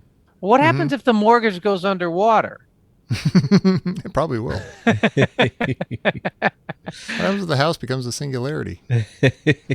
Hey, Pete, what is an area of bilocation? Oh. Is it where you're in two places at once? So something's in another realm and something is also in this realm? Like you're in two different planes of existence? I don't know. They keep talking about it, though, probably with... Because Tangina says at one point, she says there's no death. There's only transition to a different sphere of consciousness. Yeah. So is it kind of like my hypnagogic jerk where I'm half in a sleep state and half in a waking state? Like these things are in two different states at the same time. Like they're... But don't they refer to that spot on the ceiling as that or something? As an area of bilocation, like where the stuff is coming out? Yeah, so it's like that's a space where you could exist in two different planes of existence at the same time. It does say the supposed phenomena of being in two places simultaneously. How can you be in two places at once when you're not I could have used that. Why didn't they just say that? Tangina's got a great line too. She says, "These souls are not aware that they've passed on. They linger in a perpetual dream state, a nightmare from which they cannot wake." That's also very evocative. There's some great writing. Sounds like regular life. She actually kind of helps him at the end, doesn't she? Yeah. Tangina tells him to go to the light, right? Steve thinks she's sold him out, but she's trying to help him. She could have announced her plan to the family. Yeah, she could have. Yeah. Well, but first we go to James Karen from the Pathmark commercials in the New York, New Jersey, Connecticut tri-state area, if you're familiar. It was so weird. Like the guy playing the Nazgul, the Nazgul, the real estate Nazgul. He around this time was doing like all these commercials for this grocery store, Pathmark, and where I grew up, and it was always he was like happy, friendly guy. Potatoes, 3 for $1 or whatever. Pathmark introduces summer bargain days, so for great hot weather savings, check out these coupons from most Sunday papers. Save on chicken of the sea, solid white tuna, 7 ounces, 99 cents. Save on Pathmark large white eggs, 59 cents a dozen, and save on Hellman's mayonnaise. Yeah, but that's the guy. He only moved the headstones. That's as a kid. I don't think I'm ever going to go to Pathmark. I'm having a hard time. It's weird. But that's where we learned that. I guess that's where they learned that Carol Ann was born in the house. Yeah, and that they moved to cemetery before, and that Cuesta Verde is on a cemetery, or what used to be a cemetery supposedly. Yeah. Steve's got an incredible line kind of tossed off in the background that I quote almost every day. I mean, at least if it's a nice day, I will say, how could anyone in the world have a problem on a day like this? And usually when I say that, I don't have a problem. I'm like, oh, this is great. It's a beautiful day. But then I'm like, I know there have been times when the weather's been beautiful and I've just been in the dumps, like just having a horrible time and having terrible problems. But I wonder if you're not, a beautiful day, that seems like it should be able to take care of everything, but I guess not. It is a nice, yeah. There's that scene when the mom and the ghost psychologist, Dr. Lesh, share a drink. Yeah. And I'm wondering, is that sort of the Spielberg Jaws, you want to see something permanent? A drink to your leg. A drink to your missing daughter. Yeah, it's kind of that moment in the movie, that breath, right? Mm-hmm. Or the way to go in the light. It also reminded me of remember the Twilight Zone, the movie it was a Kick the Can? Yeah. Yeah. The Spielberg one. It's boring. Yeah, it kind of that scene kind of reminds me of that episode. Huh. Of the What does Scatman Crothers keep saying? What's that line?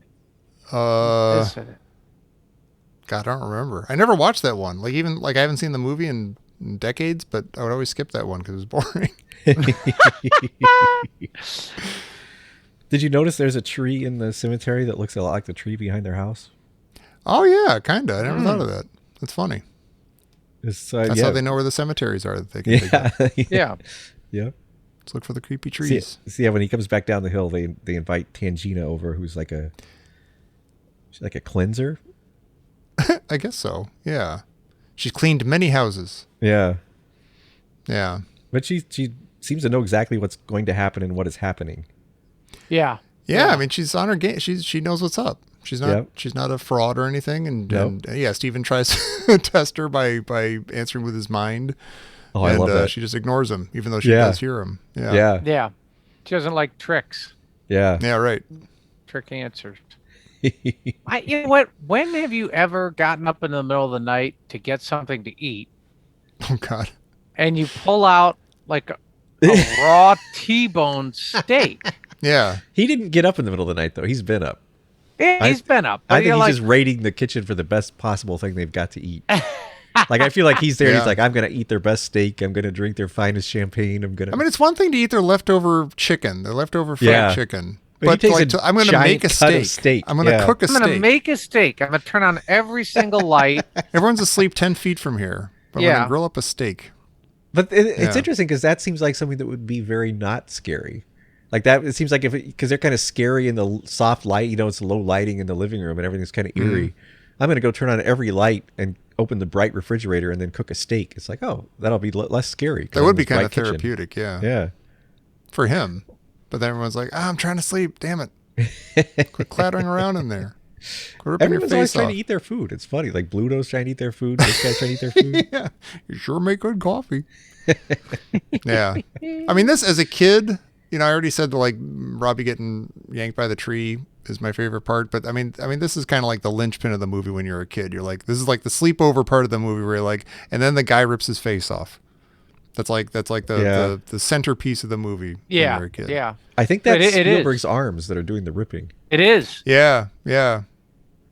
Well, why? Okay, explain this to me, Tommy, as the centerpiece of the movie. First of all, this scene messed me up for years and years and years. Yeah. Why is this scene in there? Why is it in the movie or why is it happening? No, why? Both. Why is it in the movie and why is it happening? It's in the movie because it's like a super crazy, gross thing.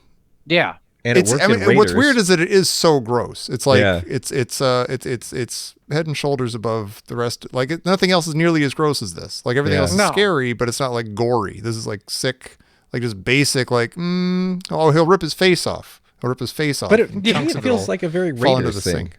Like it feels like a very. It is, but it's even more. It's more graphic, but it's got that same like. It takes longer. Yeah.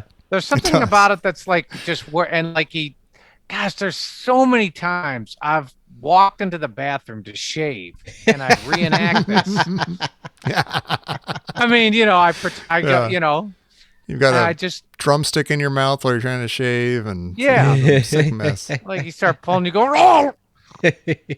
God, this is PG. This movie's PG. Now this would absolutely be PG-13, right? Yeah. At least. Yeah. If they made it like just a couple years later. Yeah, it would be. Yeah. But it's funny because I feel like Spielberg did that masterfully and intentionally. Like he often put one gross out scene in a movie like that, like in Raiders or in this or in whatever, that everybody's going to talk about at school the next day or at work. Right. And it's going to create a buzz. Like, you heard that he intentionally did that in Temple of Doom, and he's like, "Oh yeah, we're gonna make monkey brains, and we're gonna." It'll be gross. I mean, imagine you're sitting and at the fourth grade table in the cafeteria, and you're like, "Oh my gosh, no, he ripped his face off."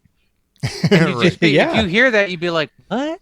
I gotta see that movie. Yeah, the guy goes into the bathroom, he looks in the mirror, and he rips his face off, and you're like, "Well, what?" He's like, "No, don't two hands. It's crazy." You're like, well, what does it look like? He rips his face off with his own two hands? And why is it in the movie? Yeah. But no one else in the movie has hallucinations, do they? Right. And I was going to say, like, the reason it happens and the reason why it's in the movie is to, like, spook that guy probably and get him out of there, which happens. He never comes back. But then why not do the same thing to Ryan or something, or Dr. Lesh, or, why not? Why was he single? I read the novelization of this in, like, 6th grade.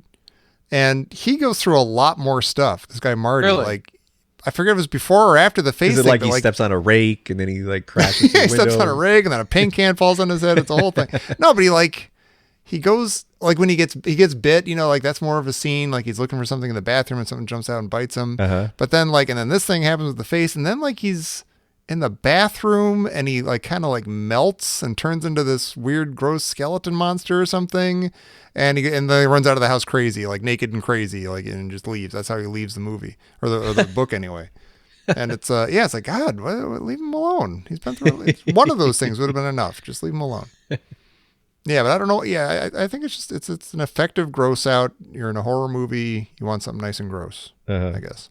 Yeah. And somehow it's like, even as a kid, like, yeah, it totally freaked me out, Jerry, like you did, but it was not like you freaked me out, but you were freaked out by this. But yeah, somehow it was still something, maybe because it was encased in this Spielbergian movie, there was something kind of safe and okay about it. Like, oh, that's I don't know. This is the gross thing I'm alled to look at that I can look at. I don't know. I remember seeing this, and I did see this in the theater, and I remember thinking, you're like, why is everything so safe? And then this is happening. Yeah. Mother, why were those people using drugs? Yeah, why do they have to in front of Mr. Reagan? That's so inappropriate. Yeah. So disrespectful. I mean, maybe it's like okay, now anything can happen. Like like for the next whatever's left of the movie, we have no idea what's going to, and it does get crazy. Like, you know, bodies are coming out of the ground and everything and stuff. So, you know, it kind of ups not the stakes, but ups the possibilities, I guess. But is that a fourth monster? Like, is that a fourth supernatural entity? The Saint hates that guy. Yeah. Or maybe the steak. Yeah. It's starting to sound like an evil Pee-wee's Playhouse. Like all these things are alive and just trying to get at everybody. So yeah, I mean, Tangina comes over, and they kind of use Robbie's plan to rescue Carol Ann. Yeah. And in fact, Diane kind of dies in the process. Oh, does she?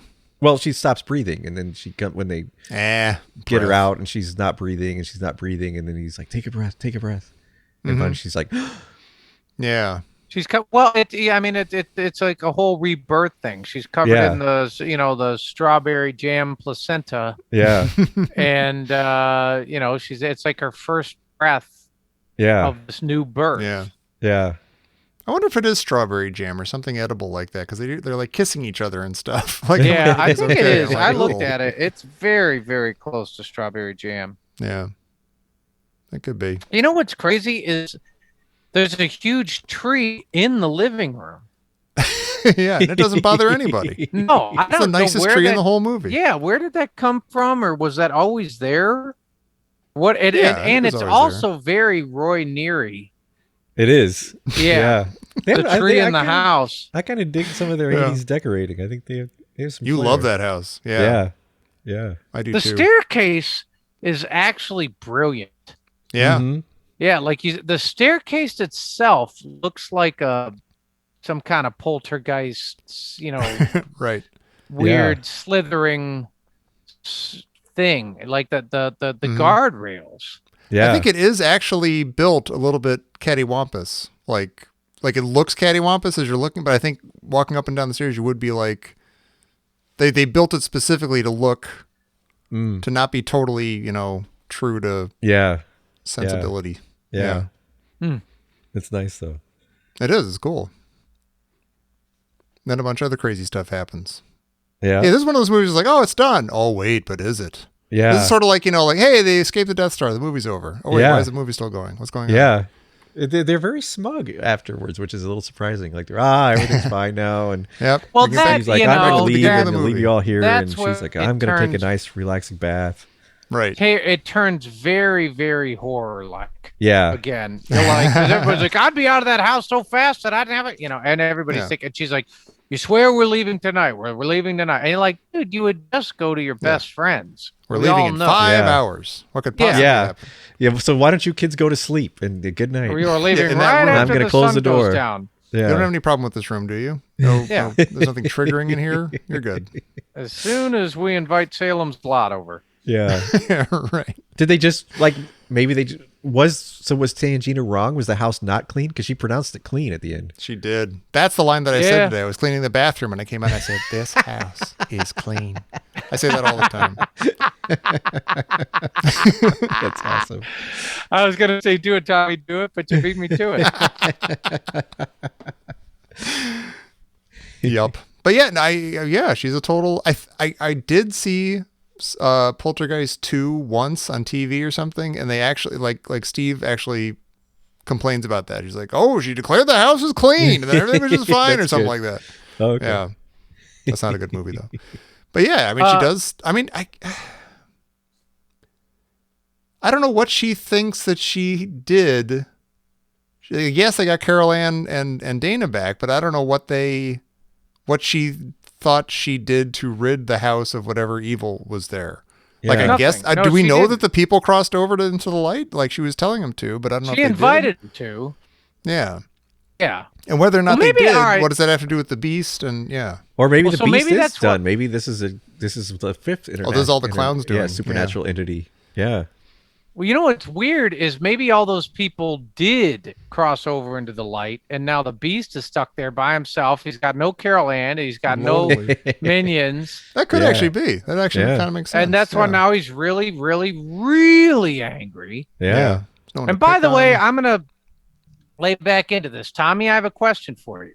Okay. So it's very quiet. We're in a house, Mm-hmm. and, you know, the female protagonist here is kind of undressing. She's about to take a bath. She's vulnerable. She gets in, and they do this thing. They do this sex thing again. Let me ask you, is she up to something in the bathtub?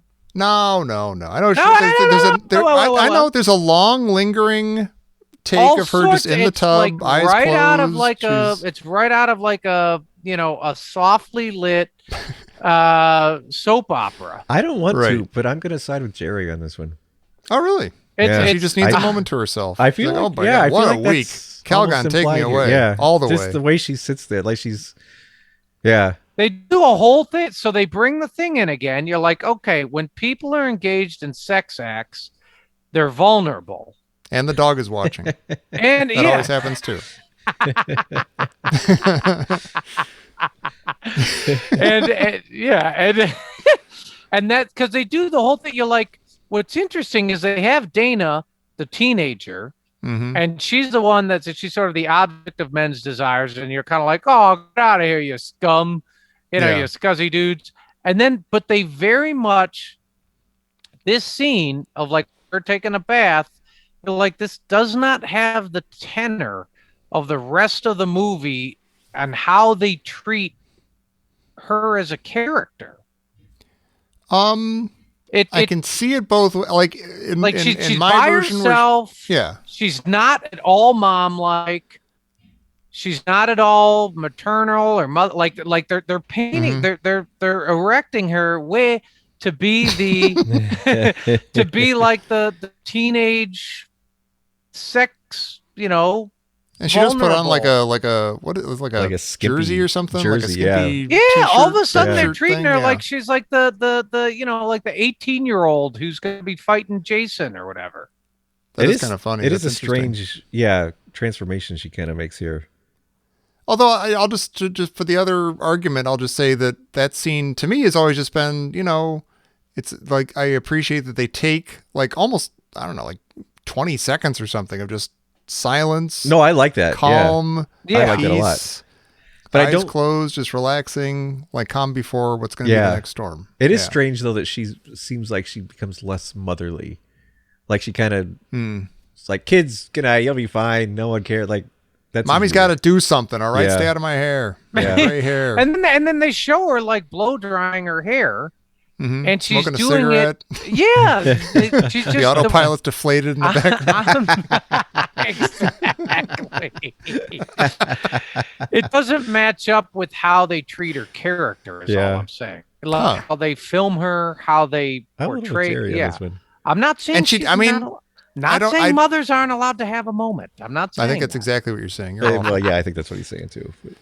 But then, like, there is that moment, like, she's, continuing this just kind of, like, piece, just relaxing, like, on the bed. And the first thing that happens is that, like, her shirt gets yanked up. Yeah.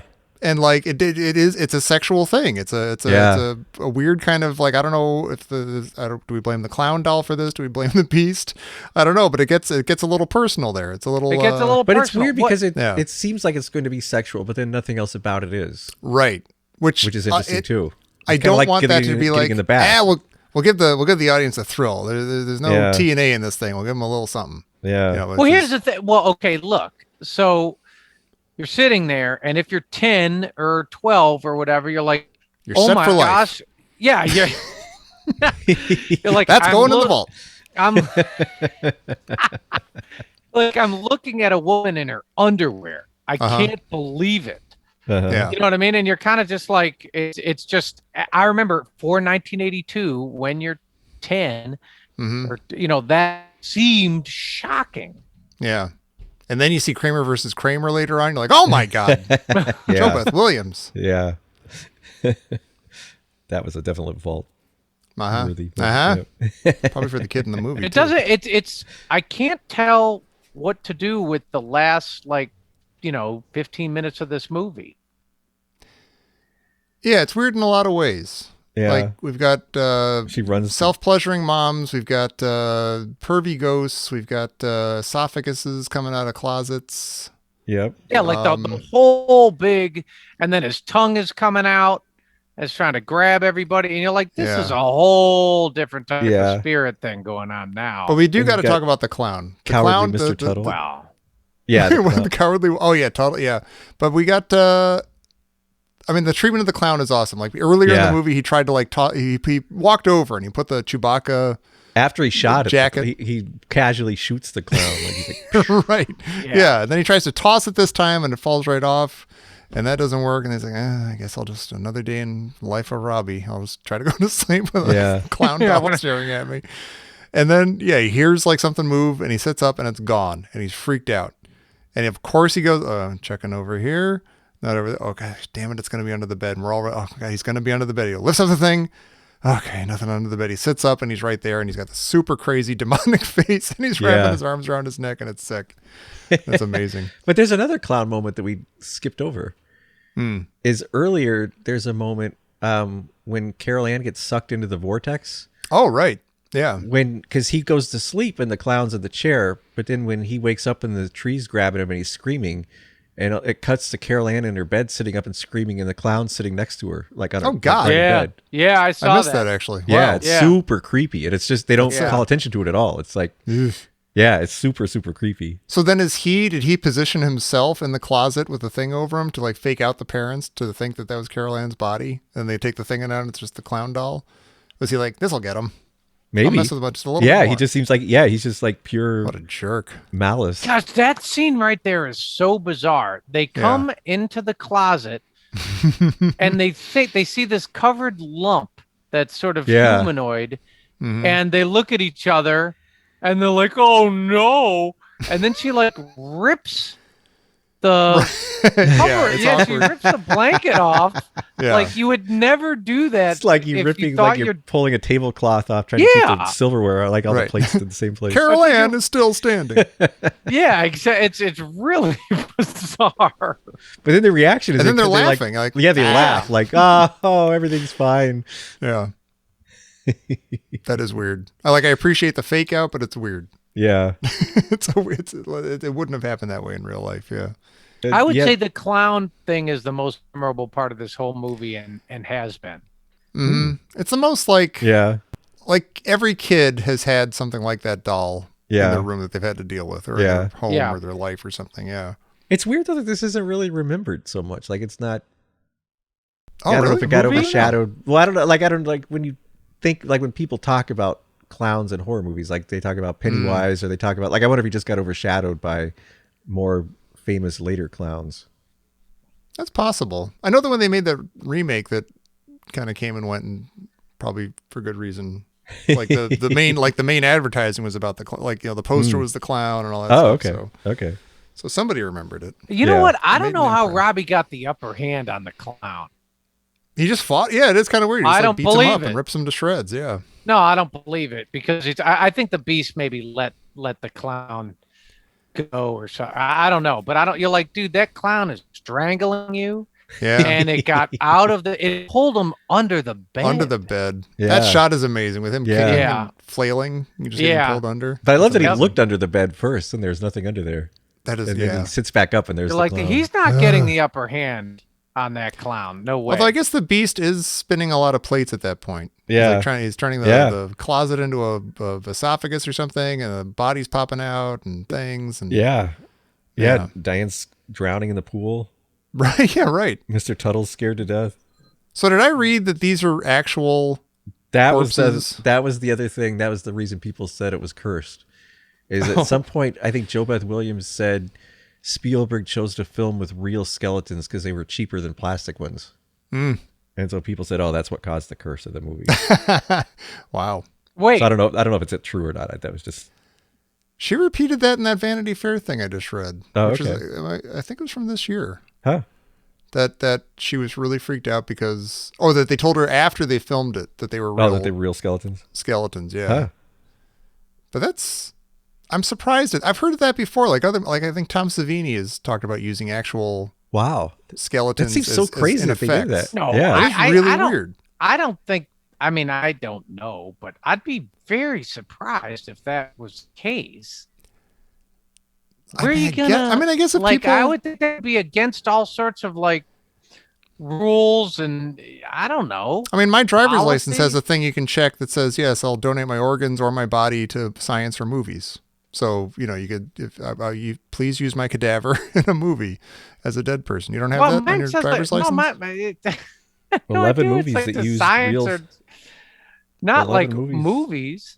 11 movies that used real skeletons and bodies for bone-chilling effects. Wow. Apocalypse Now, Poltergeist. Really? Yeah, Wow. let's listen to a few of them. Dawn of the Dead. Yeah. Oh, Happens, man. yep. Watch House out. House on Haunted Hill. Yeah. You could be a Wow, dead that person tomorrow. Totally. That totally. I'm Yeah, kind of that's crazy. shocked. I How do you know. keep them all together? Like if you have a skeleton and it's standing up and it's like going like, yeah. And these are Yeah. like these aren't just like like Dr. Jones and his classroom skeletons. This Yeah. is like they're like Yeah. gory. They're like they got stuff on them and they're grody. They're like Yeah. moving. They got, they yeah. got meat So like they bits. must do something. Maybe they start off with a clean skeleton and maybe that is cheap or something. But